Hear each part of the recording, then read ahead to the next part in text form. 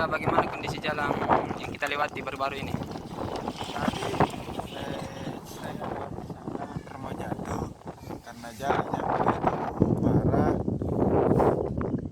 Dan mungkin sekiranya kalau ini kan sekarang kan musim hujan, pasti kalau hujan jalan akan becek dan akan menyebabkan kejadian yang lebih fatal lagi. Untuk pengendara ya? Iya, untuk Oh, pengendara. bisa-bisa dan terjatuh nanti ya lewat iya. ya? Oh, iya, iya. Kan saya juga lihat di sini jalan yang begitu ramai pengendaranya, tapi kondisi jalanannya yang begitu parah. Bapak ini mau ke mana sebenarnya? Rumah teman di dalam. Bapak dari mana? Dari goa. Dari gua ya? Wih, jauh sekali ya dari gua ke Jeneponto. Beberapa tahun lalu saya lewat sini jalannya masih mulus. Baru lagi datang ke sini mau berkunjung ke rumah teman, sudah ada perubahan. Perubahan bagaimana maksudnya Pak? Perubahan yang perbaikan atau perubahan perubahan? yang lebih parah. Oh, perubahan. Iya. Jadi mana? Bagaimana anu Pak?